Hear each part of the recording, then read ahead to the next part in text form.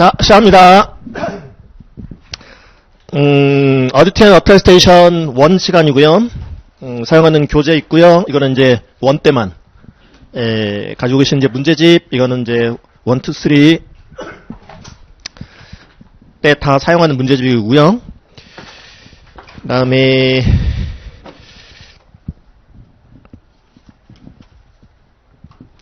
자, 먼저 테이블 오브 컨텐츠 한번 펴보실게요. 교재.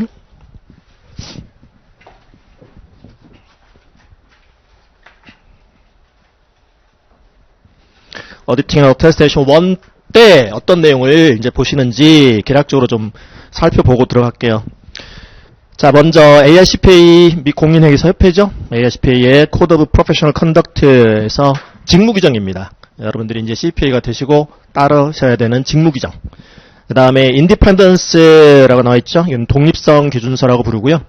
이 업무의 유형에 따라서는 이 Independence가 어떤 여러분들의 독립성이 요구되어지는 그런 경우의 업무들이 있어요. 그 다음에 Surveillance Select라고 해가지고 이 법률 중에 하나고요. 상장회사들이 따라야 될 이제 그 상장회사 감사 관련해서 여러분들이 뭐 따라야 되는 법률이라고 생각하시면 돼요. 상장사도 따라야 되고, 그다음에 Professional Standards라고 나와 있는데 이거는 이제 업무별 기준서 얘기고요. 여러분들이 이제 따르셔야 될 업무별 기준서 얘기인데, 여러분들 그 교재 뒤쪽에 어펜딕스를 좀 먼저 가서 보시면 104페이지 한번 펴보실게요.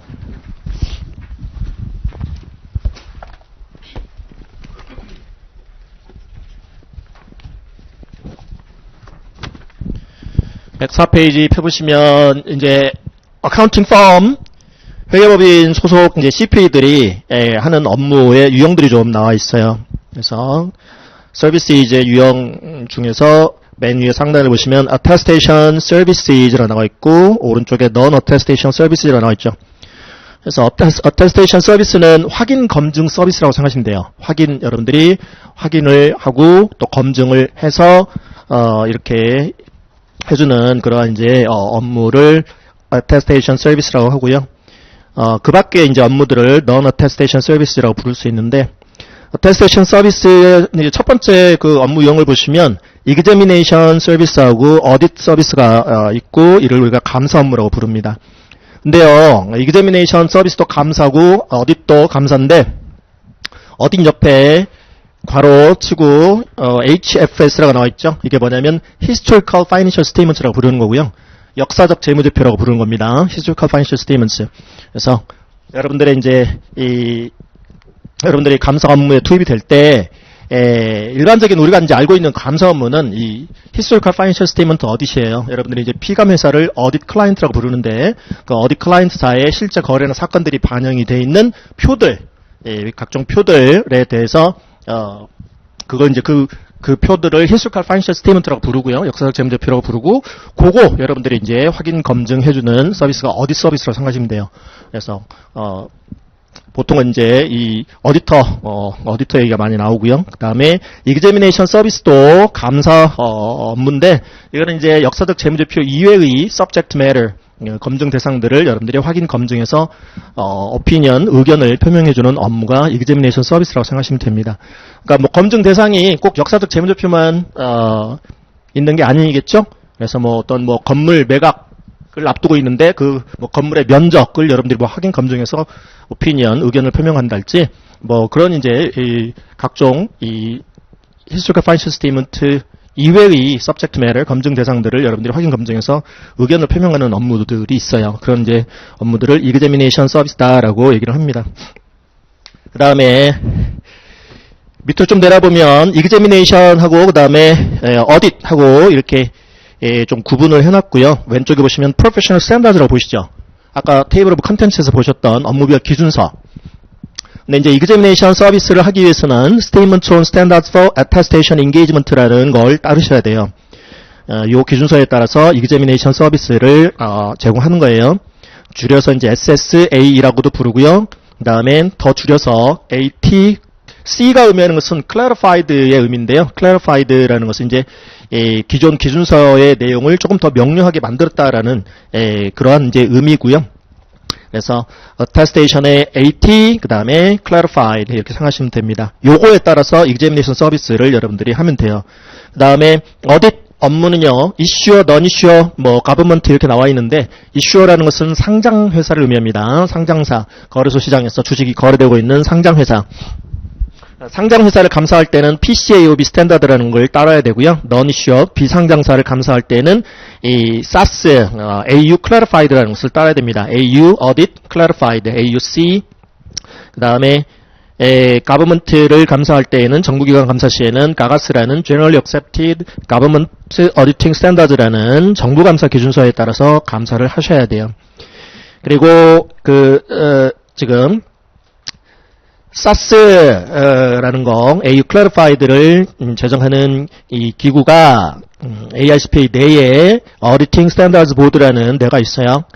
거기에서 이제 이 역사적 이제 재무제표 감사와 관련한 이 감사 기준서를 제정한다라고 생각하시면 되겠고요.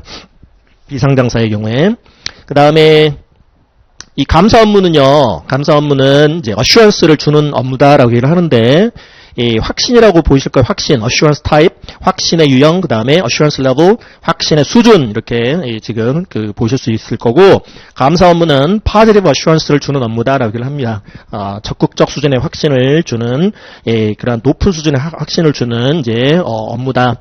그 얘기는 그 밑에를 보시면 opinion 부분이 있죠. opinion. 감사 의견이라는 것을 표명을 해요. 감사 의견.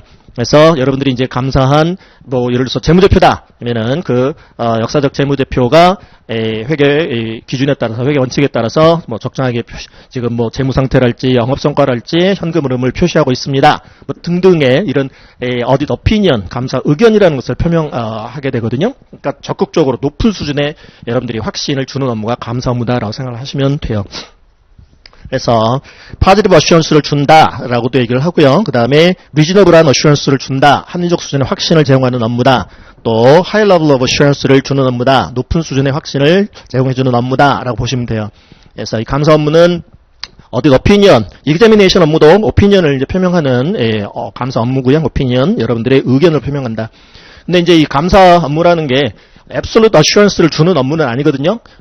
절대적 수준의 확신을 주는 업무가 아니에요. 그래서 전수조사를 하지 않아요. 여러분들이 확인 검증을 해줄 때 전수조사를 하는 게 아니라 포퓰레이션 일단 전부 다 보는 게 아니라 샘플링을 통해서 표본 조사를 한다고 생각하시면 돼요.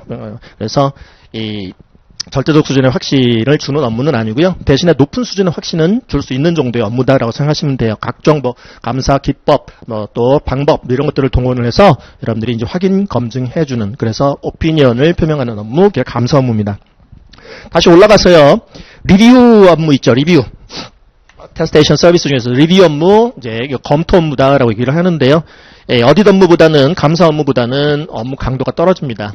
해서 여러분들이 이제 리뷰 서비스를 제공하면서 이제 사용하는 방법도 몇 가지 안 돼요. 어딧하고는 좀 다르죠. 어딧은 여러 가지 감사 기법 방법을 동원하는데 리뷰는 애널컬 프로시저라는 분석적 검토 절차하고요. 그다음에 인쿼리 정도, 내부인들한테 대한 질의 정도로 이렇게 검토해주는 업무다라고 생각하시면 돼요. 재무제표 검토 업무 생각하시면 되겠고요.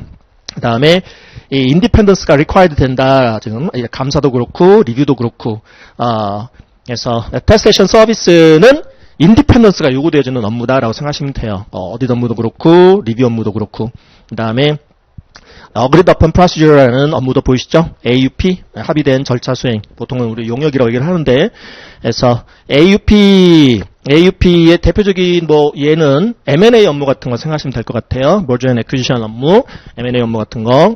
그래서 여러분들이 이제 클라이언트하고 여러분들 간에 이제 절차를 합의를 봐요. 어떠한 절차를 이제 여러분들 클라이언트가 수행해 주세요. 여러분들한테 이렇게 얘기를 하면 여러분들이 검토를 해서 이제 수행할 수 있는 절차 같으면 합의를 보고 해달라는 그런 절차를 수행해서 보고서 주면 되는 업무가 AUP 업무다라고 생각하시면 됩니다. 자, 이제 업무별 기준서가 검토 업무는 Statement on Standards 4까지는 다 똑같거든요. 모든 기준서가 업무별 기준서의 제목이 Statement on Standards for Accounting and Review Services라는 줄여서 SSARS 내지는 AR Clarified라고 이렇게 부르는 그 기준서에 따라서 행하는 업무고요. 여기서 이제 Accounting and Review Services인데 여기서 얘기하는 accounting의 의미는 non-attestation service 보시면 첫 번째 업무 유형이 compilation이라고 나와 있죠. 재무제표 작성 업무, compilation 업무. 그 compilation도 똑같은 기준서에 좀 따르죠. 똑같은 기준서, Statement on Standards for Accounting and Review Services, SARS, SSARS, AR Clarified. 요 compilation 업무와 관련한 용어가 accounting이라고 보시면 되겠고, 리뷰 업무 다시 왼쪽으로 가서 리뷰 업무와 관련해서 사용하는 지금 용어가 리뷰 서비스다라고 생각하시면 돼요. 그래서 SSARS에 따라서 리뷰도 하는 경우가 있고 컴필레이션 서비스를 제공하는 경우도 있습니다. 컴필레이션 서비스는 그 말 그대로 표 만들어주는 업무예요. 자유문제표 만들어주는 업무라고 생각하시면 돼.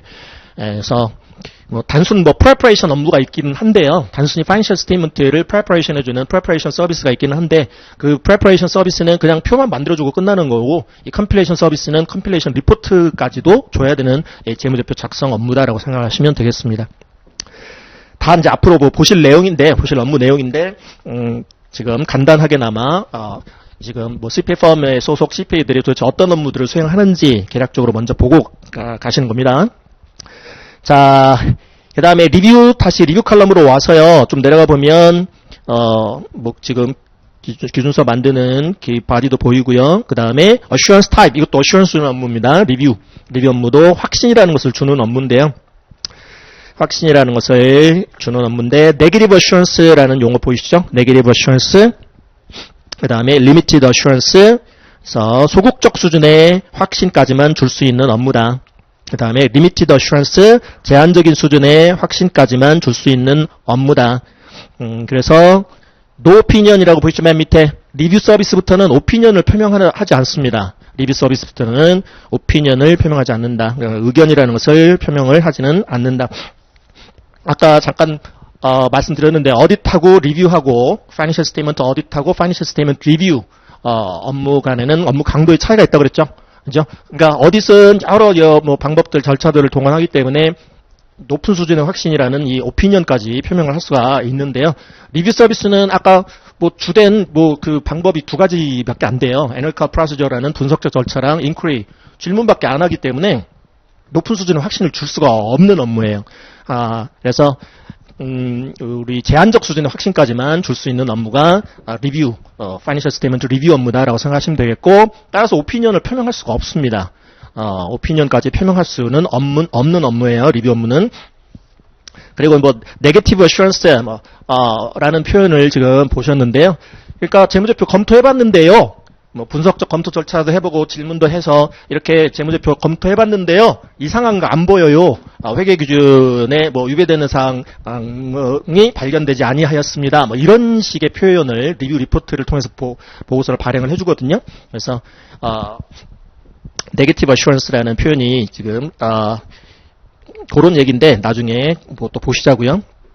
자, 그 다음에 AUP 업무 No assurance라고 밑에 나와있죠. 확신을 제공하는 업무가 아닙니다. 여기서부터는 AUP부터는 확신을 준다는 얘기는 이제 동네방네 이렇게 그 결과물을 뿌릴 수 있다라는 건데, 이제 보고서 이용자랄지 또 재무제표 이용자들한테 여러분들이 이 확신이라는 것을 제공을 하는 업무라고 생각하시면 돼요. assurance를 준다라는 의미는. 그 다음에 AUP는 동네방네 뿌릴 수 있는 업무가 아닙니다. 아까 말씀드렸던 M&A 업무 같은 거, 아주 비밀리에 이렇게 진행돼야 되는 업무 같은 거, 보고서가 동네방네 뿌려주고 그러면 안 되겠죠? 그래서, No assurance고요. 그 다음에, Non-attestation service, compilation 아까 잠깐 말씀드렸고, 그 다음에 tax service, tax service, 이제 세무 서비스 제공하는 거고요. 그래서 세무조정이랄지, 그 법인세 신고랄지, 그런 거 하는 업무, 기타 텍스 플래닝 절세 계획도 수립해주고 그런 업무라고 생각하시면 되겠고, 그 다음에 컨설팅 업무 있네요. 텍스 서비스를 제공할 때 여러분들이 따라야 될 기준서, Professional Standards, Statement on Standards 4까지 똑같고, Tax Services, 줄여서 TS, Tax Standard라고도 부릅니다. SSTS, 줄여서 TS, Tax Standard. 여러분들이 이제 US Taxation 과목을 뭐 수강하셨거나 수강하셔야 되거나 할 텐데요. 거기에서 이 TS, SSTS를 보시게 될 거예요. 보셨거나 앞으로 보시게 될 겁니다. 세무 업무 기준서예요. 그 다음에 컨설팅 업무할 때 따라야 되는 게 Statement on Standards for Consulting Services, SSCS, 줄여서 Consulting Standard라는 CS. 그래서 회계법인에서 이렇게 하는 CP들이 하는 업무들의 유형이 뭐 이런 것들이 있구나 정도 좀 보셨고요. 다시 앞쪽 테이블 오브 컨텐츠 갈게요.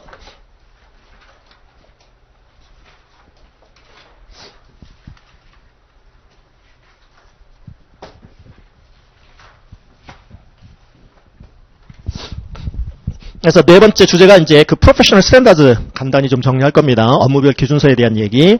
그 다음부터는 이제 AUC 계속 나오죠. AU Clarified. 여러분들이 Historical Financial Statement Audit, 여러분들의 어디 클라이언트 사건 재무제표 감사, 역사적 재무제표 감사.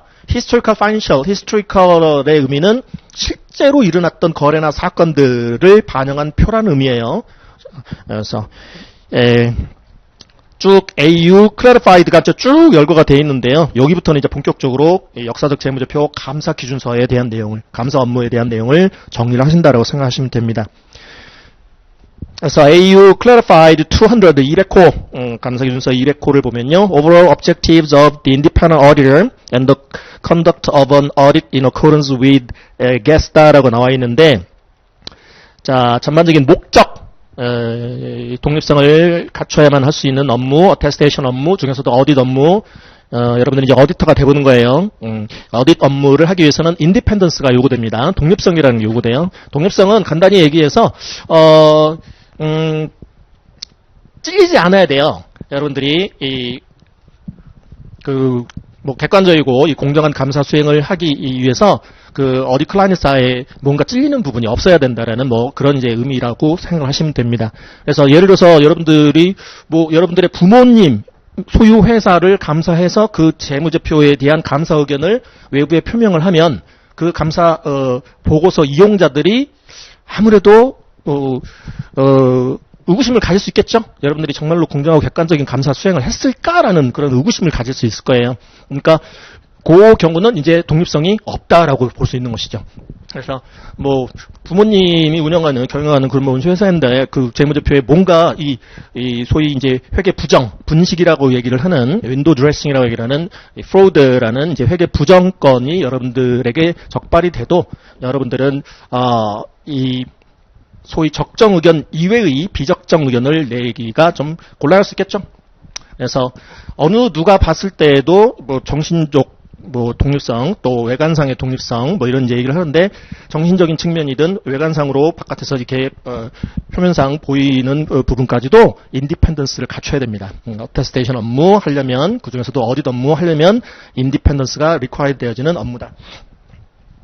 그래서 인디펜던트한 어디터가 어딧 하는 전반적인 목적이 뭐고 또 쭉쭉 보면 GAAS라는 것은 Generally Accepted Auditing Standard라는 거고요. 아까 잠깐 뒤에 업무별 기준서 보시면서 SAS라는 거, SAS, Statements on Auditing Standards인데 그거를 이 Generally Accepted Auditing Standard라고 생각하시면 돼요. 그래서 일반적으로 인정되어지는 감사 기준서에 따라 감사를 이제 수행을 한다라는 의미고요. 우리가 회계 쪽도 회계 각종 거래나 사건들을 회계 처리할 때 Generally Accepted Accounting Principle, GAAP, GAAP이라는 일반적으로 인정되는 회계 원칙에 따라서 각종 거래나 사건들에 대한 회계 처리를 하게끔 돼 있죠. 그렇듯이 여러분들이 감사를 수행할 때도 이렇게 일반적으로 인정되어지는 감사 기준서에 따라 감사를 수행을 하셔야 돼요. 다음 주제 210호 Terms of Engagement. 인게이지먼트 조건, 인게이지먼트라는 것은 여러분들이 수행하는 업무, 딱 일정한 기간 동안 수행하는 업무를 인게이지먼트라고 생각하시면 돼요. 그러니까 어디 인게이지먼트다 그러면은 딱 그 감사 기간 딱 정하고 그 감사 기간 동안에 여러분들이 감사 업무를 수행을 하시는 거예요. 그래서 감사 업무는 어딧 인게이지먼트 이렇게 부른다 생각하시면 돼요. 근데 이제 조건이 있겠죠? 감사를 하기 위한 조건들 보실 거고요. 그 다음에 오프닝 밸런스라는 이 용어가 있네요. 이게 기초잔액이라는 의미고요. 기초잔액. 그래서 우리가 주로 이제 감사는요, 재무제표 감사는 BS 위주로 감사를 해요. 밸런스시트 위주로 감사를 합니다. 그래서 BS가 비기닝 밸런스가 있고 엔딩 밸런스가 있다면 우리가 계속 감사인 같으면 전기 말 재무상태표 여러분들이 감사를 이제 수행을 하셨을 거예요. 계속 감사인이라면, 리오디시라면, 얘는 확인 검증이 끝났어요. 기초잔액은. 비기닝 밸런스는 전기 감사하면서 확인 검증 끝. 여기 문제가 없어? 그럼 이제 요거 위주로, 요 기말 잔액 위주로, 기말 BS상의 잔액 위주로 여러분들이 그 금액에 뭔가 지금, 잘못된 부분이 없냐, 왜곡 표시가 없냐, 오류 금액이 없냐, 그 위주로 여러분들이 이제 감사를 한다고 생각하시면 돼요. 그러면은 기초 잔액 확인했고, 그 다음에 기말 잔액 확인해서 문제 없으면 요 기간 정보가 인컴 스테이트먼트 정보이기 때문에 이건 BS 밸런스 시트라는 것은 딱 특정 시점, 요 재무상태표의 현재 요 시점에 대한 파이낸셜 포지션, 재무 상태를 이 재무제표 이용자들한테 보고하기 위한 목적의 표다 보니까 딱 특정 시점 정보란 말이에요. 엔딩 밸런스 정보예요. 요 핵거 재무상태표 정보는 BS 정보는 예를 들어서 회계연도 개시일자가 1월 1일이다. 종료일자가 12월 31일이다. 그러면 12월 31일 현재 이 회사의 파이낸셜 포지션, 재무 상태를 보고하기 위한 목적의 표입니다. 그러니까 요 시점에 요 숫자가 맞는지 여러분들 확인 검증을 하셔야 되겠고, 그 다음에 계속 감사인 같으면 요 기초잔액 확인 검증은 이미 전기 감사 때 끝났어요. 여기 문제 없고 여기 이제 문제 없다라고 여러분들이 이제 확인하셨으면 요 사이 낀 이 기간 정보인 오퍼레이팅 리절트 영업 성과를 보고하기 위한 목적의 표인 인컴 스테이트먼트 정보는 맞아 떨어지게 돼 있단 말이에요. 그래서 요거 위주로, 요거 확인 검증 위주로 감사를 한다라고 생각하시면 되겠고, 그 다음에 이제 뭐 현금 번호표 같으면 이걸 이제 주로 이제 클래시피케이션 쪽에 여러분들이 초점을 맞춰서 감사를 하게 되는데, 뭐 영업 활동으로 인한 현금 흐름, 그 다음에 투자 활동으로 인한 현금 흐름, 또 재무 활동으로 인한 현금 흐름, 여기에 맞게 잘 분류되어 있느냐, 그리고 현금주의로 잘 표시해놨느냐, 그거 이제 확인하신다라고 생각하시면 됩니다. 그래서 만약에 그 뒤에 이니셜 어디치라는 용어가 나왔죠. 이니셜 어디트 인게이지먼트, 이게 초도 감사라고 표현하는데, 초도 감사. 여러분들이 어디 클라이언트사에 대해서 현재 지금 어디 클라이언트가 됐는데 처음으로 이제 감사 나가는 거예요. 이 회사에 대해서. 그러면 이제 정기 말잔에 대해서, 정기 말 잔액에 대해서, 정기 재무상태표에 대해서 타 감사인, 타 회계법인으로부터 감사 받은 게 있으면 이제 감사 보고서를 지금 퍼미션 하에 검토를 해서 이 오프닝 밸런스라는 이 기초 비기닝 밸런스를 확인할 수도 있고요. 그 다음에 경우에 따라서는 외부 감사에 관한 법률에 따라서 처음으로 지금 외부 감사 대상이 되는 회사를 여러분들이 나가실 수도 있어요. 그 경우에는 이것도 확인하셔야 된단 말이죠. 누가 확인해 준 사람이 없어. 그러니까 이 비기닝 밸런스, 오프닝 밸런스 확인을 하셔야 돼요. 요거 이제 요거 위주로 보지만 이 기간 정보가 맞는지도 확인을 하셔야 되기 때문에 어쩔 수 없이 이제 비기닝 밸런스도 보셔야 되는 거죠. 이니셜 어딧 같으면, 그 다음에 including re-audit engagement가 이제 계속 감사. 이거는 이제 오프닝 밸런스 확인 끝난 거죠. 정기 감사하면서. 그런데 지금 이 부분은요, 시험 주제에서 지금 제외됐습니다. 오프닝 밸런스 부분은. 그래서 리무브드라고 표시를 해놓으셔도 상관은 없을 것 같아요. 510호. 네, 아시긴 아셔야 되거든요. 여러분들이 오프닝 밸런스 감사에 대해서. 자, 그 다음에 AU Clarified 520호. Analytical Procedures, 그 다음도 주제가 Analytical Procedures 나와있죠. 그 다음에 Financial Ratio라고도 나와있고요. 재무 비율 분석하는 건데요. 분석적 절차 내지는 분석적 검토 절차 이렇게 부릅니다.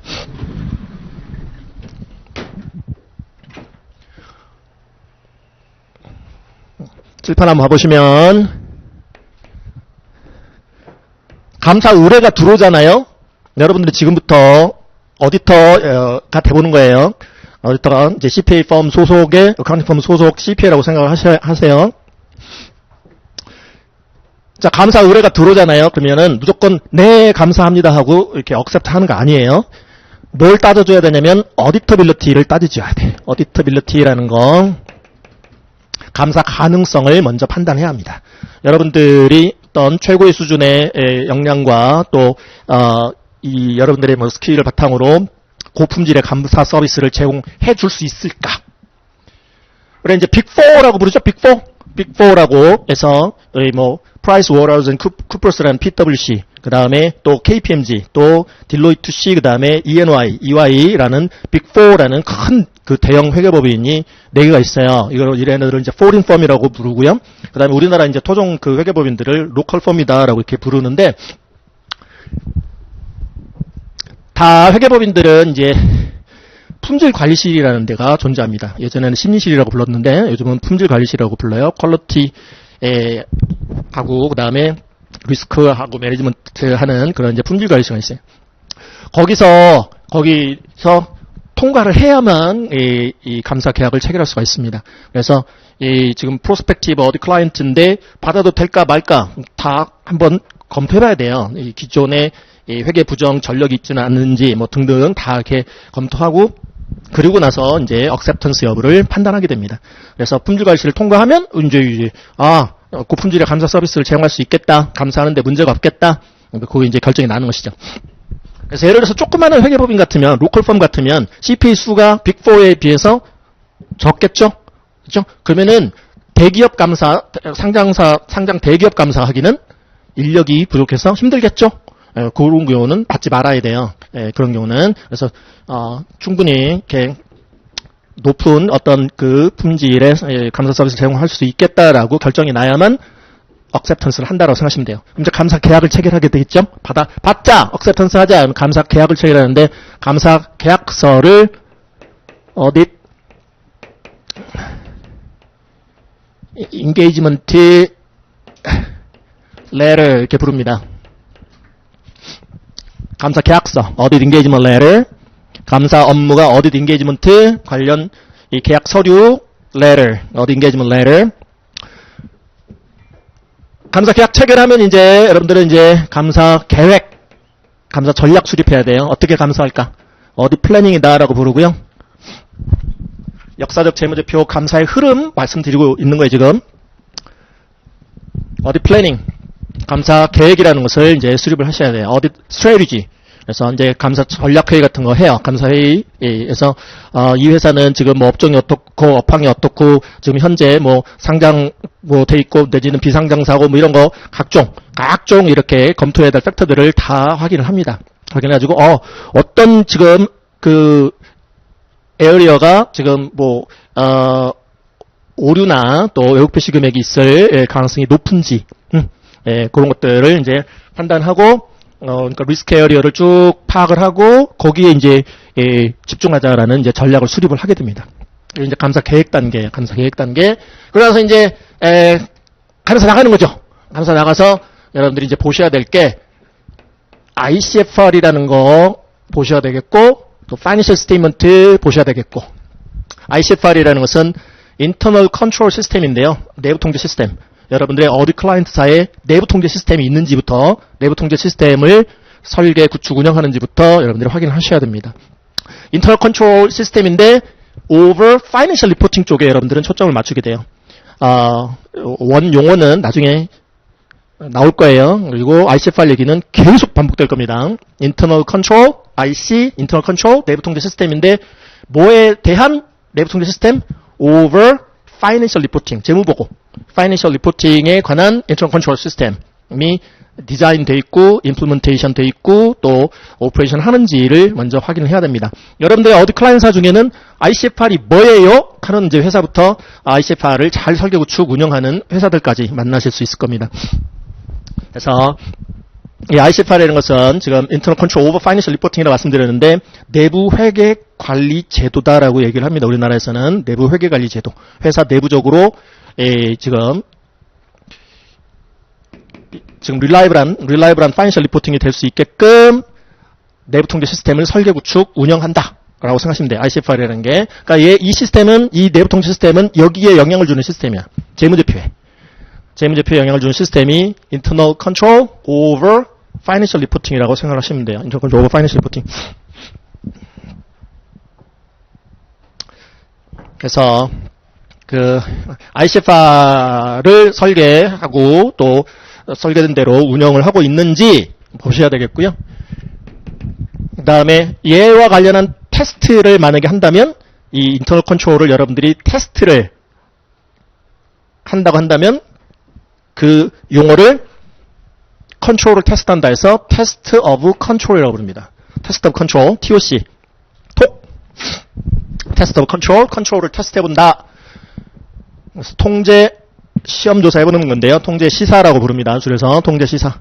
내부 통제 시스템을 여러분들이 한번 보는 거예요. 설계되어 있나, 효과적으로 운영되고 있나, 그걸 보신다. 만약에 있다면, 그걸 설계 구축 운영한다면, 여러분들 어디 클라이언트가 ICFR을 설계 구축 운영하고 있다면 보는 거죠. 테스트도 해볼 수 있고 그런 거죠.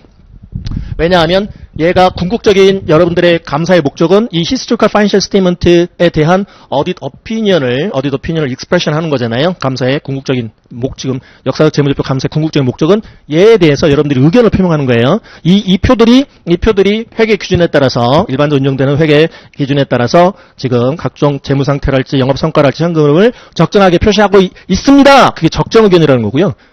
적정하게 표시하지 않고 있습니다. 뭐 그걸 이제 이 부적정이라고 얘기를 하는 거고 부적정 의견. 그 다음에 요 부분을 제외하고 나머지는 회계 기준에 따라 적정하게 표시하고 있습니다. 이걸 한정 의견이라고 부르고요. 이게 감사 절차를 제대로 수행 못해서 의견 못 드리겠는데 그게 이제 의견 거절이라는 감사 의견의 유형입니다. 크게 4가지 의견의 유형이 있어요. 오디트 오피니언은 적정, 그리고 나머지 3개는 비적정.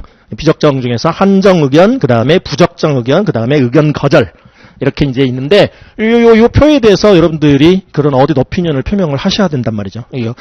지금 역사적 재무제표 감사 업무의 궁극적인 목적은 얘에 대해서 의견을 표명을 해야 되는데, 근데 얘의 어떤 미스 스테이먼트, 왜곡 표시나 에러가 없게끔 하는 시스템이 있다네? 그게 인터널 컨트롤 오버 파이낸셜 리포팅인데, 있대요. 설계구축 운영하고 있대요. 그러면 여러분들이 이 감사 의견을 표명하는데 영향을 주는 시스템이니까 다 보는 거야. ICFR을 보는 거예요. 그 다음에, 이 파이낸셜 스테이트먼트를 테스트하는 것을 우리가 substantive 테스트다라고 부릅니다. substantive 테스트. 실증 감사 내지는 뭐 입증 감사, 실증 절차 이렇게 얘기를 하는데요. substantive 테스트가 2가지 또 유형이 존재하는데 하나는 substantive analytical procedure라는 분석적 검토 절차, 또 하나는 test of details라는 상세 내용 테스트, 세부 내용 테스트하는 TOD, test of details라는 절차, 이렇게 또 나눠볼 수 있어요. substantive 테스트를. 그래서 지금 순서가 이렇습니다. 얘네들을 이렇게 지금 테스트하려면 거기 현장으로 가봐야 되겠죠? 여러분들 어디 클라이언트사 회사로 직접 가봐야 될 거 아니에요? 그거를 필드에 나간다고 얘기합니다. 필드, 감사 현장에 나가는 거예요. 그래서 이 ICFR도 테스트해보고 또 이 재무제표도 테스트해보고 재무제표 상세 디테일 테스트해보고 하는 업무들을 필드워크라고 얘기를 불러요. 필드워크 나간다. 필드워크. 그래서 순서가 이제 ICFR을 보는데 ICFR을 볼 때 이제 디자인 여부, ICFR을 설계해놨느냐, 설계 시행 중이냐 보고 막 설계를 잘 해놨네. 그러면 이제 테스트 한번 해보는 거예요. 돈 시간 들여서 테스트 한번 해보는 거예요. 설계된 대로 효과적으로 운영도 되네? 라는 얘기는 여기에 여러분들의 궁극적인 감사 의견 표명 대상인 이 파이낸셜 스테이트먼트의 에러나 미스 스테이트먼트가 안 생기게끔 미리 예방을 얘가 잘 하거나 프리벤트 잘 하거나 아니면 혹시나 에러나 또 미스 스테이트먼트가 생긴다 할지라도 타임리하게 적시에 디텍트 앤드 크랙트 한다라는 얘기가 되겠습니다. 얘가 효과적으로 운영이 된다는 얘기는 잘 걸러낸다는 얘기 한마디로 여기에 오류 금액이나 외부 표시가 안 생기게끔 이 ICFR이라는 시스템이 잘 걸러내고 있구나라는 의미가 효과적으로 운영이 되네. 오퍼레이팅 이펙티브니스가 있네. 그런 거거든요. 그러니까 그럴 수도 있고 여러분들 어디 클라이언트 환경이 그럴 수도 있고 안 그럴 수도 있단 말이죠. 그렇죠? 그리고 조그만 회사 이제 외부 감사 대상이 되었다. 가서 혹시 ICFR 설계 시행 중이십니까? 설계 운영 중이십니까? 그게 뭔데요? 그러면 이건 그냥 통과하는 거야. 볼 게 없잖아. 그죠? 바로 재무제표 입증 감사 들어가는 것이죠. 그러나 좀 기업의 규모가 좀 있고 그래서 ICFR을 설계해놨다면 이제 잘 설계해놨는지 보시고 그 다음에 잘 설계가 해놨다면 잘 설계가 돼 있다라고 판단이 되신다면 여러분들 이제 톡 해보는 거, TOC. 이 컨트롤을, 이 ICFR을 테스트까지 해보는 거죠. 그러고 나서 이제 최종 결론이 나오겠죠? ICFR에 관한 이제 최종 여러분들의 평가 결과가 나올 거예요. 진짜 효과적으로 운영되네?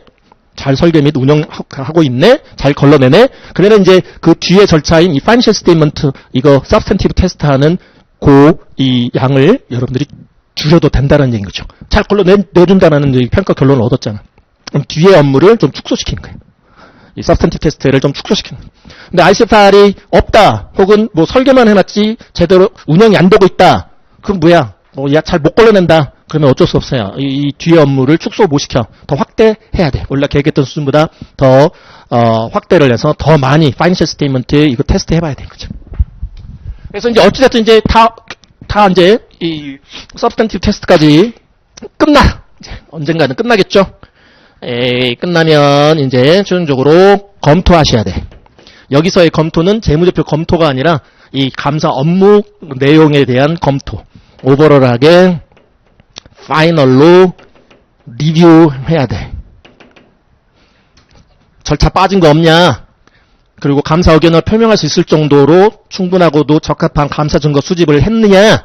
뭐 이런 것들을 이제 검토하는 단계가 파이널 리뷰 단계다라고 생각하시면 돼요. 최종 검토 단계. 이제 상급자가 해줘야 되겠죠?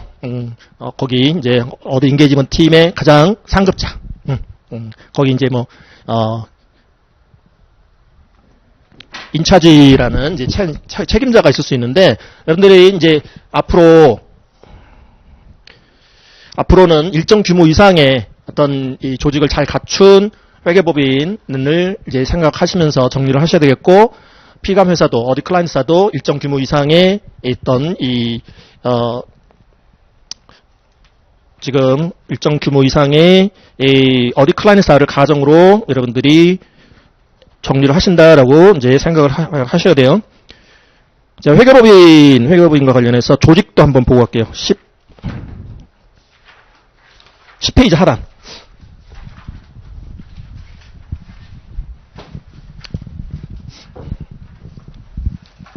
자, 10페이지 하단에 보시면 어카운팅 펌의 조직도 나와 있죠. 그래서 어카운팅 펌인데 뉴욕 오피스가 보일 거고요. 그 다음에 피닉스 오피스가 보이시겠죠? 그래서 각 그 지역 사무소예요. 뉴욕 사무소, 피닉스 사무소. 각 사무소마다 매니징 파트너, 총괄 파트너들이 존재하고요. 그 다음에 그 중에서 이제 뉴욕 오피스만 좀 생각을 해본다면, 뉴욕 오피스 내에 어테스테이션 서비스 하는 팀들도 있고, 넌 어테스테이션 서비스 하는 팀들도 있을 수 있고, 그 중에서 맨 왼쪽 하단만 좀 보시면요. 어딧 인게이지먼트 팀 하나 생각해 볼까요? 어딧 인게이지먼트 팀이다. 그러면은 밑에요. 스텝. 주니어부터 출발해요. 주니어 스텝, 그 다음에 시니어 스텝. 그래서 주니어, 시니어, 그리고 인차지. 이게 이제 현장 실무 책임자급이라고 생각하시면 돼요. 현장 실무 책임자, 인차지가. 그 위로 이제 매니저, 그 위로 디렉터, 그 다음에 파트너, 이런 조직 구조를 갖고 있습니다. 회계법인은 이렇게 생각하시면 되겠고, 그 다음에 교재 103페이지.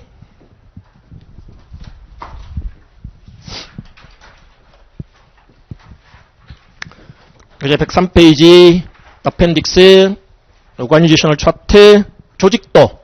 여러분들의 어디 클라이언트사 조직도라고 생각을 해볼게요. 그렇게 가정할게요. 일정 규모 이상 이렇게 체계적인 조직을 구성하고 있는 어디 클라이언트사 생각해볼게요. 맨 위에 shareholders, 주식회사라면 이제 주주님들이 존재하죠. 주주님들이 주주총회 같은 데서 누굴 뽑아줘요? 이사진들을 뽑아줍니다.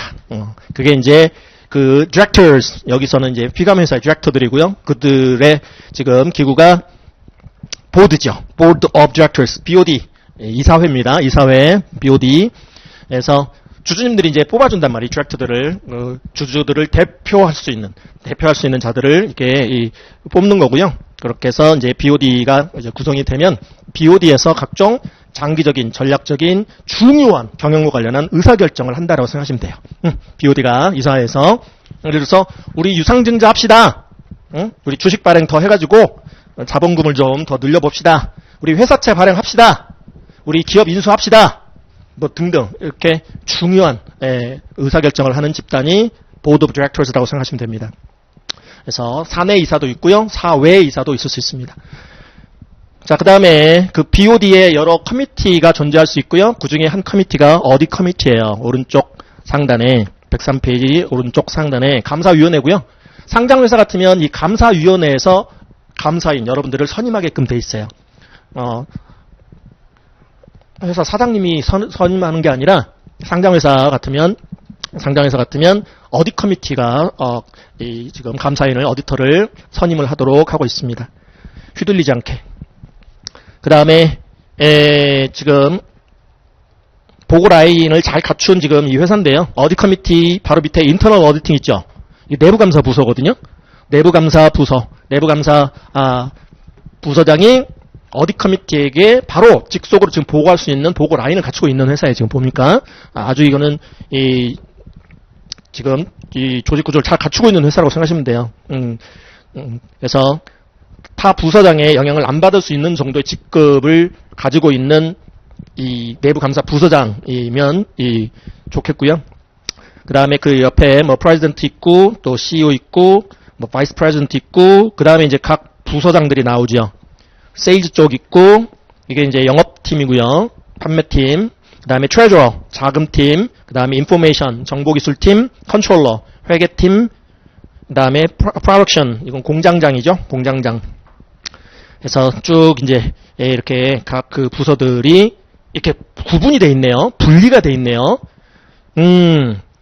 이거를 우리가 뭐라고 부르냐면 segregation of duties라고 부릅니다. 업무 분장이 잘 돼 있는 회사입니다라고 볼 수 있어요. 이 회사는. 그래서 segregation of duties도 일종의 지금 ICFR 내부 회계관리 제도예요. 제도 중에 하나요. ICFR. ICFR. 보통은 직무 분장을요. 어떻게 해놔야 되냐면 이렇게 해놔야 돼요. authorization function, 승인 기능과 recording function, 기록 기능과 custody function, 보관 기능은 분리해 놓을 필요성이 있습니다. 특히 뭐 횡령 같은 거 방지를 하려면 방지를 예방을 하려면 저렇게 authorization function, 그 다음에 recording function, custody function을 segregation 분리해 놓는 게 좋다. 근데 이 회사는요, 103페이지 회사는요, 잘 분리해놨어요, 지금, segregation. 그니까, 트레저러 보이시죠? 이게 자금팀이거든요? 트레저러가 자금팀장이에요. 자금팀장. 자금팀장이 대표적인 custody function, 회사 자금을 관리, 운영하는 custody function이거든요? treasury department가, 자금팀이, 자금부서가 대표적인 custody function입니다. 그 다음에 컨트롤러 쪽, 회계팀장, 그쪽이 대표적인 recording function이고요. recording function.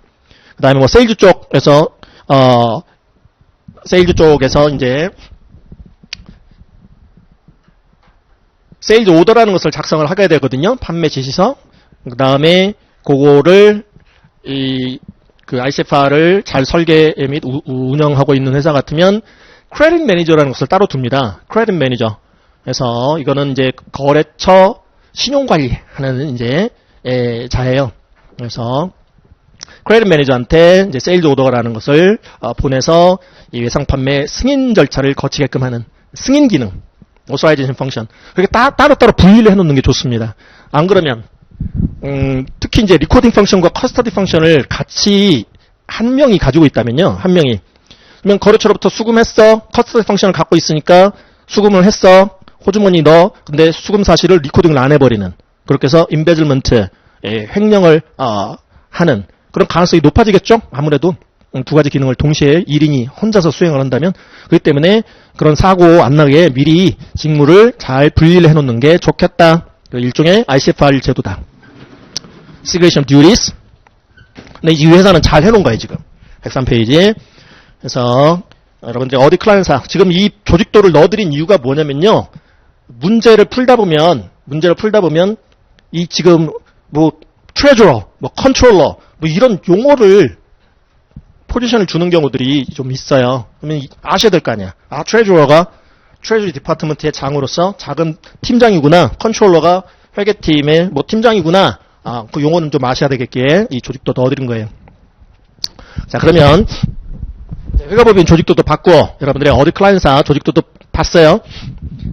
자, 그러면 이 파이널 리뷰는 요 결과물에 대한 이 필드워크의 결과물에 대한 파이널 리뷰는 여기 지금 어딧 인게이지먼트 팀의 가장 높은 자가 해주면 가장 높은 직급에 있는 자가 해줘야 되겠죠. 크리티컬하게 리뷰를 해줘야 돼요. 엄격하게 검토를 해줘야 됩니다. 그러니까 하급자가 해온 업무 내용을 상급자가 검토해주는 거죠. 여기 이제 책임자가 최종적으로 이제 검토해야 돼.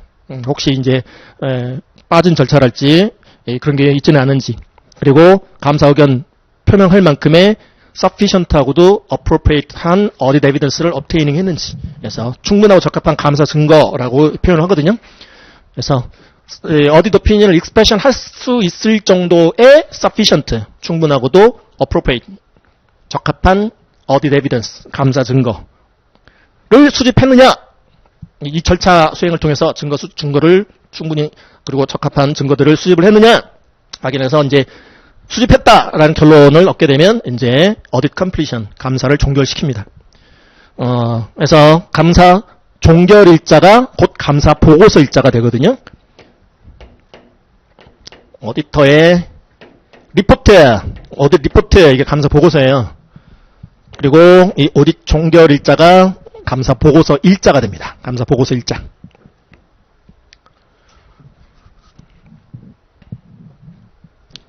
이 감사 보고서를 통해서 이제 여러분들은 어딧 오피니언을 익스프레션 하는 거예요. 감사 보고서를 통해서 적정, 한정, 또 뭐 부적정, 의견 거절. 그 다음에 이제 그 여러분들의 보고서가 요 표와 함께 붙어. 그래서 외부에 릴리즈 되는 거죠. 외부에 공표된다고 얘기합니다. 공개 발표되는 거죠.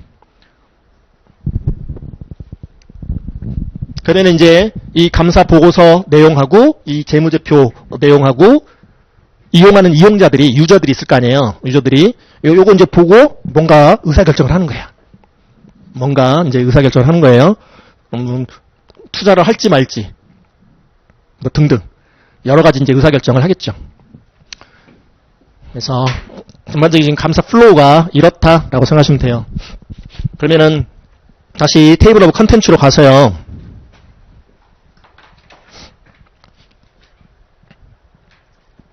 메뉴에 AU Clarified 200호. 그게 이제, 그게 이제, 그때가 이제 요때라고 생각하시면 돼요. 그 다음에 이제 감사 조건도 여러분들이 이제 보셔야 되겠고, 그렇게 해서 감사 계약 체결하고, 그리고 나서 이제 본격적으로 필드워크 들어가는, 감사 계획 수립하고, 그 다음에 필드워크 들어가는데, 520호라는 게 분석적 절차라고 말씀드렸잖아요. Analytical Procedure, 내지는 Analytical Review Procedure라고 얘기를 해요. 그래서,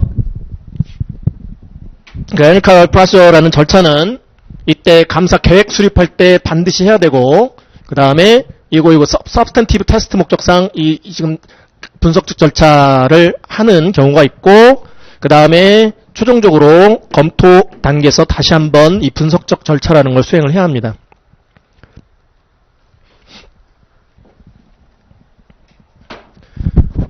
그래서 Financial Ratio, 비율, 재무 비율 이렇게 나와 있는데요. 각종 여러분들이 이제 그 비율 분석하는 거, 이거, 다른 과목에서도 보실 거고요. 그 다음에 이 어디팅 어테스테이션 과목에서도 비율 분석하는 거를 보시게 되는데, 우리는 같은 비율 분석이라도 어느 쪽에 초점을 맞추냐면, 여러분들이 이제 비율을 계산을 해요. 각종 비율들을, 제 비율들을 계산을 해. 계속 감사회 같으면 이제 전기 거 비율 갖고 있어요. 걔랑 올해 거 비율을 비교해 보는 거야. 그래서 혹시나 언유저할 정도로 플럭추에이션이 있는 것들을 다 추려내요. 가려내. 왜 이렇게 통통 튀었지? 그런 거죠. 왜 전기 대비 단기 이렇게 튀었지? 혹은 버짓과 비교를 해요. 그 회사가 버짓 편성을 해놓은 게 있다면 예산하고 액추얼하고 비교를 해봐요. 혹시 예산과 실제 간에 큰 차이가 있는 것들은 혹시나 있지는 않는지. 그리고 업계 평균값 같은 거 있으면 업계 평균값하고도 한번 비교를 해보는 거예요. 그래서 이거 너무 이렇게 변동폭이 큰데 unusual할 정도로, 또 unexpected, 여러분들이 예상치 못할 정도로 비율이 출렁거렸는데 또 예상치 못한 값이 여러분들이 예상한 값하고 실제 값하고 너무 차이가 큰데 그런 것들을 이제 추려내는 거예요. 가려내는 거예요. 분석적 절차를 통해서. 그리고 나서 이제 원인 파악을 하는 거죠. 왜 튀었지? 하고 여러분들이 다 찾아야 돼. 그래서 이유가 있다. 이유가 있는 변동폭이다. 그러면 상관없죠. 적절한 뭐 이유 근거가 있는 변동 항목이다. 그러면 상관없어요. 거기에 에러나 미스 스테이트먼트가 있는 건 아니니까. 하지만 뭐 익스플레이션을 찾을 수가 없네. 리즌을 찾을 수가 없네. 원인을 알 수가 없네. 그러면 거기에 에러나 미스 스테이트먼트가 있을 가능성이 굉장히 높은 거죠. 그렇죠? 그래서 그 리스크 에리어를 찾기 위한 절차라고 생각하시면 돼요. 이 비율 분석 돌려보는 이유는 전기 대비 단기도 한번 비교해보고 어깨 평균값하고도 비교해보고 예산값하고도 한번 비교를 해서 이렇게 언유저란 것들 다 찾아낸다. 그렇게 생각하시면 돼요. 그 언유저란 거 위주로 이제 필드워크 하는 거예요. 왜냐하면 그 리스키한 에어리어니까 거기에 에러나 미스 스테이트먼트가 있을 가능성이 높은 영역들이니까 그것들을 딱 추려갖고 거기에 집중합시다 라고 계획을 수립하는 거예요. 전략을 수립한다라고 생각하시면 돼요. 그래서 우리는 같은 비율 분석이라도 단순히 비율 계산하는 걸로 끝나질 않아요. 우리 쪽은 이 어디팅 어테스테이션 쪽은 근데 타 과목에서는 단순히 계산하는 문제들만 나올 수 있어요. 근데 우리 쪽은 계산해서 끝나지 않아. 계산한 값을 뭔가와 비교를 해야 돼. 전기값 값과 비교를 하든 뭐 업계 평균값하고 비교를 하든 비교를 해야 돼. 그렇게 해서 unusual한 거, unexpected한 거 그거 추려내야 돼. 그래서 그거의 이유, 원인 파악을 하셔야 되는 것까지 가셔야 된다라고 생각하시면 돼요. 아까 어디팅 앤 어테스테이션 과목이 4과목 중에서 제일 어려워요. 뭐 물론 이제 이제 IT 과목이 새로 이제 뭐 생기는 바람에 뭐 그게 더 이제 어렵다라고 뭐 느끼시는 분들도 계실 수는 있겠지만 어쨌든 코어 과목으로만 본다면 어디팅 어테스테이션이 제일 어려운 과목이라고 생각하시면 돼요. 그래서 뭐 레귤레이션이나 또 뭐 파이낸셜 어카운팅 앤 리포팅 그런 이제 지식까지도 어느 정도는 갖고 있어야 돼. 그러니까 특히나 이거 이제 회계 감사를 들어가기 위해서는 회계 지식도 어느 정도는 필요하다. 거의 근데 이제 같은 이제 타임테이블로 같은 스케줄로 거의 나가죠. 진행이 되죠. 그렇기 때문에 크게 뭐 여러분들이 회계 감사 정리하시는 데는 문제가 없으실 텐데 이 분야가 처음이시거나 하면은 굉장히 어렵다라고 느끼실 수 있어. 특히 학생분들, 조직생활을, 회사생활을 아직 안 해보신 학생분들은 정말 멍할 수 있습니다. 이게 도대체 무슨 얘기를 하는 건지 도대체 잘 이렇게 와닿지 않는 그런 경우도 있을 수 있을 텐데 하다 보면 다 돼요. 미국 CPA 시험은 특히나 맞고 품으면 언젠가는 합격하는 시험이다라고 생각하시면 돼요. 미국에서 가장 어려운 시험 중에 뭐 하나이지만 그럼에도 불구하고 계속해서 중단 없이 하시기만 한다면 언젠가 합격의 순간, 합격의 기쁨은 누릴 수 있는 시험이다라고 생각하시면 돼요. 이미 이 자리에 여러분 계시는 것만으로도 한 절반은 합격하신 거라고 생각하셔도 무방하겠어요. 그래서 이미 여러분들은 준 CPA니까 항상 어떤 과목을 공부를 하시든 간에 나는 지금 현재 CPA야, 현역 회계사야 라고 이렇게 생각을 하시면서 이렇게 각종 뭐 정리 같은 걸 하시는 게 좀 필요하다 이렇게 말씀드리고요. 다시 목차 플래닝은 어디 있죠? 300호 감사 계획 단계 요 감사 계획 단계 얘기고 그다음에 Materiality in Planning and Performing an Audit. 그래서 어디 플래닝을 하거나 어디 퍼포밍을 하기 위해서는 이 Materiality라는 거를 여러분들이 Materiality 관점에서 접근을 하셔야 돼요. 중요성이다라고 부르고요. 이 감사의 시작부터 끝까지 계속 여러분들은 Materiality를 생각을 하셔야 되는데. Materiality level, 중요성 수준이다. 여러분들 이제 중요성 기준 금액이라는 것을 결정을 하셔야 되거든요. 전문가적 판단을 통해서 이 회사는 이 정도 Materiality level, 요 정도 수준을 초과하는 오류 금액 및 왜곡 표시 금액이 여기에 파이낸셜 스테이트먼트에 존재한다면 나중에 이 파이낸셜 스테이트먼트를 이용하게 될 이용자들의 어떤 의사결정에 영향을 줄 수 있는 정도야 라고 여러분들이 전문가로서 판단하시는 금액이 중요성 수준이에요. Materiality level. 그래서 요 수준을 초과하는 이 기준 금액을 초과하는 정도의 에러나 미스 스테이트먼트가 있는지 없는지 여러분들은 감사 계획을 수립을 하셔서 요 수준에 맞춰서 이 필드워크를 수행하신다라고 생각하시면 돼요. 중요성 수준. 그러니까 중요치 않은 금액은 감사 목적상 필요가 없어. 임머티리얼하다라고 여러분들이 판단하시는 거는 뭐 여러분들이 확인 검증할 필요가 없는 거죠. 어차피 그게 그 임머티한 정도의 뭐 오류 금액이나 외표시 금액이라면 지금 재무제표 이용자들의 의사결정에 영향을 안 줄 정도잖아요. 틀린 게 있든지 말든지야 그런 정도는 임머티한 정도는. 그래서 임머티한 것까지 여러분들이 다 확인 검증을 하실 수는 없단 말이에요. 이 어디시라는 업무가. 그렇기 때문에 중요한 거 위주로 여러분들이 확인 검증한다라고 생각하시면 돼요. 그래서 머티리얼스 레벨을 정하셔야 되겠고요. 그거에 맞춰서 감사 계획 짜고 감사 전략 수립하고 감사 수행도 하고 하는 거예요. 다음 240호 Consideration of Fraud. Fraud가 이제 회계 부정입니다. 회계 부정. 고의적인 회계 부정. 고의성 있는 분직이라고 생각하시면 돼요. 그래서 Fraud 리스크 팩터가 어떤 것들이 있을까? 이 어디 클라이언트 사안은 그거를 이제 감사 계획 단계에서 Fraud 리스크 팩터들을 또 파악을 하셔야 돼요. 그래서 디스커션 하셔야 돼요. 그 다음에 또 뭐 있어요? Consideration of Laws and Regulations. 여러분들의 어디 클라이언트사가 준수해야 되는, compliance 해야 되는, 따라야 되는 관계 법규가 뭐가 있는지. 그리고 그 중에서도, 관계 법규 중에서도 이 재무제표에 영향을 줄 수 있는, 그러한 관계 법규가 뭐가 있는지, 뭐 그런 것들도 다 감사 계획 단계에서 파악을 하셔야 되겠고요. 다음, Flow of Auditors Intra-Control Assessment.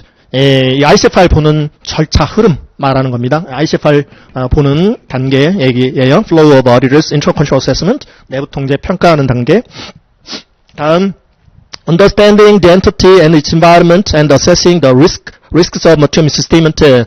여러분들의 필감사에 대한 이해, 또 비즈니스 환경에 대한 이해, 그 다음에 risks of material한 정도의 misstatement가 있을 위험의 수준 평가.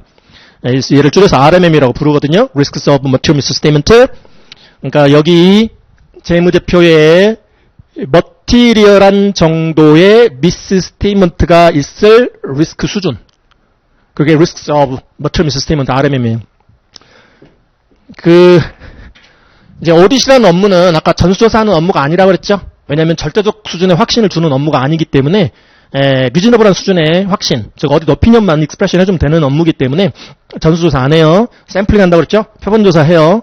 그렇기 때문에 이 어딧이라는 업무는 뭐가 존재할 수밖에 없냐면 어딧 리스크라는 게 존재할 수밖에 없어요. 어딧 리스크, 감사 위험이라는 게 존재할 수밖에 없습니다. 이거 여러분들이 컨트롤 해줘야 돼. 딱 통제해야 돼. 어딧 리스크를 여러분들이 컨트롤 하셔야 돼요. 안 그러면 어딧 페일리어, 감사 실패. 감사 실패라는 것은 여기에 중요할 정도의 외표시가 있는데도 불구하고 적정 의견을 표명할 위험. 통제해줘야 되겠죠? 어디 리스크 여러분들이 이제 통제할 수 있습니다. 어디 리스크 수준을 여러분들이 컨트롤할 수 있어. 어디 리스크 라는 것은 inherent 리스크, 그 다음에 컨트롤 리스크, 그 다음에 디텍션 리스크의 조합인데요. inherent 리스크라는 것은 ICFR을 고려하지 않은 상태에서 이 재무제표에 머티리얼한 정도의 미스스테이먼트가 있을 고유한 위험. 예를 들어서 업종에 따라서는 뭐 예를 들어서 건설업종. 뭔가 뭐 입찰 뭐 이런 것 자격을 얻기 위해서 뭐 이렇게 숫자를 조작할 이런 이 가능성이 높은 그런 이제 뭐 업종. 뭐 그런 경우에는 이 재무제표에 고의적인 어떤 그 부정이 있을 가능성이 높을 수 있겠죠. 그거를 IR 팩터라고 부르고요. ICFR을 고려하지 않은 상태에서 재무제표에 중요한 정도의 외표시가 있을 위험의 정도가 IR이에요. IR 수준. 여러분들이 평가하셔야 돼. 그리고 컨트롤 리스크라는 것은 이 IR 팩터들 때문에 여기 중요한 외표시가 뭐 이렇게 발생할 위험을 ICFR이라는 것을 통해서 ICFR을 설계 및 운영을 함으로 인해서 걸러내는데, 근데 얘도 고유 한계가 있어서, ICFR도 고유 한계가 있어서 걸러내지 못할 위험이 존재해요. 그게 통제 위험이야. 컨트롤 리스크라는 겁니다. 여기에 이 파이낸셜 스테이트먼트에 여러분들의 지금 의견 표명 대상인 재무제표에 지금 에러나 미스 스테이트먼트가 안 생기게끔 잘 뭐 예방 적발 교정해야 되는데 그거를 해내지 못할 위험이 컨트롤 리스크입니다. ICFR도 인히어런트한 리미테이션이 존재합니다. 고유한 한계라는 게 존재해요. 예를 들어서 아까 segregation of duties, 직무분장 말씀드렸죠? 사고 안 터지게 좀 분리해 놓는 게 좋겠다. 승인 기능과 기록 기능과 보관 기능은 좀 분리해 놓는 게 좋겠다. 분리해 놨어. 그렇게 직무 규정 또 갖추고 직무 기술서 갖추고 조직도 이렇게 갖추고 이렇게 잘 분리를 해놨어. 그럼에도 불구하고 공모를 한다면 콜루전. 공모할 수 있겠죠? 자금팀 직원하고 회계팀 직원하고 공모 분리를 해놨어도 둘이 공모 같이 횡령하고 반반씩 나누고 같이 감추는 거죠. 콜루전, 고유 한계 중에 하나예요. ICFR의 고유 한계. 아무리 대기업이고 그래서 ICFR을 잘 설계해놓고 그대로 운영을 하고 있어도 콜루전 때문에. 그러니까 횡령을 했으면 횡령 사실을 감추고 있겠죠? 기록을 안 해놨을 거 아니에요. 그렇잖아요? 기록 안 해놨을 것이기 때문에 재무제표에 분명히 왜곡 표시가 있잖아요. 그렇잖아요? 그 감춰진 부분. 그래서 아무리 잘 설계 운영을 하더라도 inherent limitation이 존재할 수 있습니다. 콜루전도 있고 또 아무래도 ICFR은 시스템이긴 하지만 사람이 운영하는 거잖아요. 사람이. 그렇기 때문에 human mistakes도 있을 수 있어요. 실수. ICFR을 이렇게 제대로 이렇게 운영을 못한다 할지 실수. 또 매니지먼트 오버라이드. 최고 경영자 같으면 지금 설계해 놓은 절차를 무시해 버리는 경우도 있을 수 있어요. 왜냐하면 예를 들어서 사장님이 오늘 거래처 만나는데 그 거래대금 내가 갖다 줄게 이럴 수 있습니다. 자금 집행도 이렇게 ICFR을 잘 갖춰놓고 있으면 자금 집행도 함부로 못해요. 일정한 절차를 거쳐야 회사 자금을 집행을 할 수가 있습니다. 근데 사장님은 본인이 통제 절차를 떡하니 승인해놓고서는 본인은 나는 귀찮으니까 그냥 내가 오늘 거래소 사장님 만나는 김에 내가 갖다 줄게! 잃어버릴 수 있다는 거죠. 그게 매니지먼트 오버라이드예요. 아무리 잘 설계 구축 운영해도 그게 틈이 있을 수 있다는 거죠. 그래서 컨트롤 리스크라는 게 존재할 수밖에 없어요. 그러면 여러분들은 이 둘을 평가를 해야 돼요. 이 플래닝 단계에서 이 회사는 IR 수준이 어느 정도고 CR 수준이 지금 어느 정도여서 이 재무제표의 Risk of Material Misstatement 중요한 정도의 표시가 있을 위험의 수준이 이 정도다 라고 여러분들이 계산하셔야 돼. 그러면은 이 계산 수준에 맞춰서 이 목표 감사 위험 수준을 유지를 하기 위해서는 여러분들이 이 세 개 리스크 팩터 중에서 여러분들이 통제할 수 있는 것은 디텍션 리스크라는 겁니다. 이게 적발 위험. 여기 중요 표시가 있는데도 여러분들이 적발해내지 못할 위험이 디텍션 리스크라는 건데 이거를 디텍션 리스크 수준을 여러분들이 이제 acceptable한 level of detection risk를 여러분들이 정하셔야 돼요. 이 RMM 평가 결과에 따라서. 그렇게 해서 목표 감사 위험 수준을 유지할 수 있는 거예요. 어디 페일류가 없게, 감사 실패가 없게. 그래서 이 RMM 그 주제가 지금 315호 RMM 평가, 그 다음에 어디 샘플링, 표본 감사 절차 이렇게 이제 어디 원 시간에 정리를 하게 되겠고요. 헬판 보시면 여러분들이 여기서부터 쭉 여기까지 어디 원 시간에 보시는데 필드워크 부분은 여러분들이 맛만 본다고 생각하시면 돼요. 기초를 오디팅 앤 어테스테이션 1에서 이 필드워크에 대한 기초를 다진다고 생각하시면 됩니다. 오디팅 어테스테이션 2 들어가면 이제 본격적으로 이 필드워크에 대해서 여러분들이 이제 각 이 표에 이제 classes of transactions라고 하는 거래 유형별로 본격적인 이제 필드워크 절차에 대해서 보실 거예요. 처음에 이제 오디팅 어테스테이션 2 들어가면 세일즈 사이클부터 들어갑니다. 세일즈 사이클, 판매 사이클부터 들어가요. 그 세일즈 사이클과 관련한 개정 과목들이 여기에 주로 이제 어카운트 리시버블이라는 외상 매출금 BS 상의 재무상태표 현재 어카운트 리시버블 밸런스 어카운트 리시버블이라는 외상 매출금 개정하고 또 뭐 현금 개정도 같이 보고요. 그 다음에 손익계산서 개정은 세일즈 레비뉴 매트릭. 그래서 그 세일즈 사이클과 관련해서 ICFR 보고 또 서브스텐티브 테스트 보고 그 다음 사이클이 이제 퍼처 사이클 매입 사이클도 이제 들어가는 뭐 어카운트 페이어블 외상 매입금 또 인벤토리 재고자산 계정 뭐 이렇게 그런 식으로 이제 더 디테일하게 들어간다고 생각하시면 돼요. 오디팅 어테스테이션 2 시간에.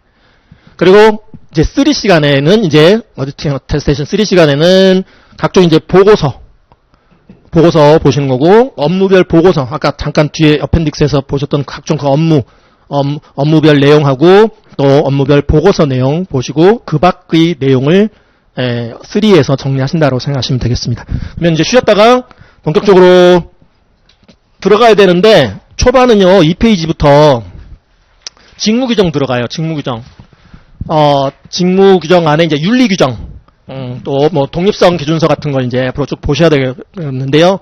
별로 재미가 없는 이제 파트예요. 근데 어쩔 수 없어요. 굉장히 출제 비중이 높아요. 특히 그 미국은 윤리를 굉장히 강조합니다. 직무 윤리 같은 걸 굉장히 강조하기 때문에 문항수가 상당히 많이 출제되는 부분이다. 그래서 비록 재미는 없는 부분이지만 쉬었다가 두 번째 시간부터 이 직무규정 내용을 정리를 해보도록 하시자고요. 쉬실게요.